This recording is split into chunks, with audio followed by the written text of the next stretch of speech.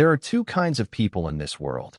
Those who've clashed with an HOA and sworn it'll never happen again, and those who don't yet know the storm headed their way. I thought I was safe, living free on my own land, far from neighborhood politics and petty rulebooks. I was wrong. It started on a quiet Saturday. I was sipping coffee on the porch of our newly bought ranch, 12 glorious acres outside a small town called Pine Valley, when I spotted her. A woman in a mint green blazer, clutching a clipboard and a glittery gold tape measure, crouching in my yard. "Excuse me," I called out. She didn't flinch, just measured a circle around my rooster's latest droppings and said, "Per HOA regulations, poultry waste must stay within a 4-foot scatter zone." I blinked. "We're not in the HOA." She scribbled something down and strode off like she'd just handed me a subpoena. That was my first run-in with Marjorie Tate, head of the Pine Valley Heights Homeowners Association. Despite our land being legally outside their boundaries confirmed twice by the county, she kept coming back. At first, I figured it was a mix-up. Maybe her GPS was glitching. Maybe she was just overzealous. But then she showed up the next weekend, and the one after that. Soon, her gleaming white SUV was a fixture on our dirt road every Saturday, always spotless, like it had never touched mud. She'd snap photos of our mailbox, our barn, our hammock, our "Free the Chickens" sign, always silent, always judgmental. My wife, Lena, tried to talk to her, offered her coffee. Marjorie declined, saying caffeine wasn't permitted near livestock under HOA standards. Lena laughed and said, "Good thing we're not in the HOA." Marjorie just smiled. "That's cute. You're under the transitional clause, page 397, paragraph 12C. We looked. There was no paragraph 12C. There wasn't even a page 397. That's when we realized this wasn't a mistake, it was a power grab. See, Marjorie wasn't just a nosy neighborhood enforcer. She was connected. Her brother sat on the town's zoning committee, and her late husband had been a real estate developer known for shady land deals, the kind of guy who could turn a ditch into a luxury waterfront estate with the right paperwork. Marjorie had picked up where he left off. We started documenting everything. I bought a drone, named it Liberty Eagle, and used it to record her visits. Caught her once with a level, adjusting our fence post.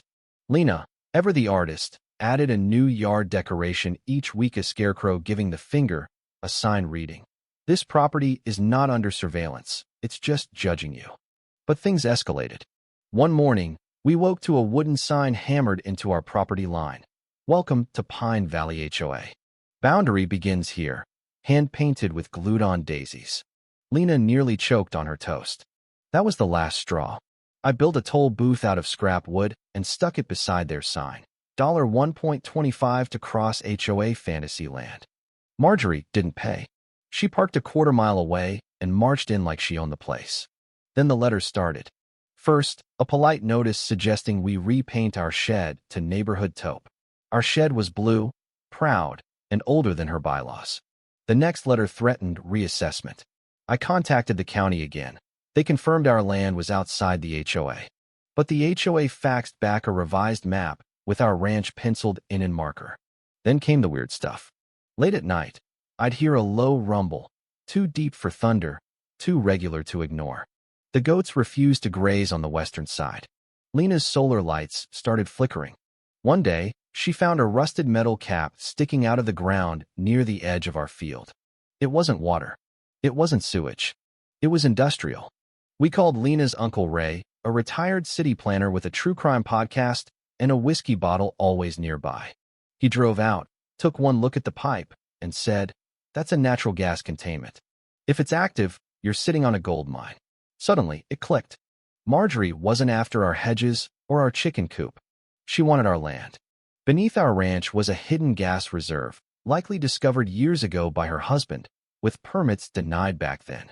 She'd cooked up a plan to absorb our land into the HOA's expansion zone, claiming it as community property.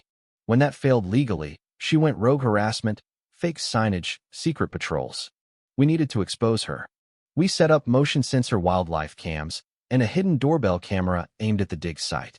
2 nights later, we got them. Footage of Marjorie and 2 men in reflective vests staking out the field, planting survey flags, and whispering about drilling timelines. We sent the footage to the local paper, uploaded it to Lena's old blog, and passed it to a YouTuber named Kyle Rivers, known for exposing shady homeowner lawsuits. The video blew up. HOA invades ranch for gas heist, hit 100,000 views in 3 days. The county took notice. A zoning board hearing revealed denied annexation requests, fake maps, and footage of Marjorie herself whispering, "We drill Monday." She was done trespassing, illegal surveying, attempted mineral theft. Half the HOA board resigned overnight. The rest swore they'd never heard of her, even though Marjorie had written the charter. The best part?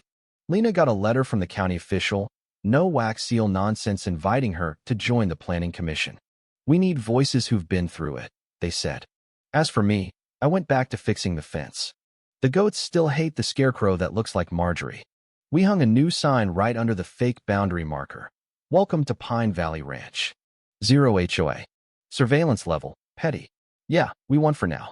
But every so often, a car drives by real slow. GPS probably thinks they still own us. They don't stay long. We're still watching. If you've dealt with a rogue HOA or a sneaky neighbor power trip, drop your story in the comments. What would you have done if someone tried to steal the dirt under your feet?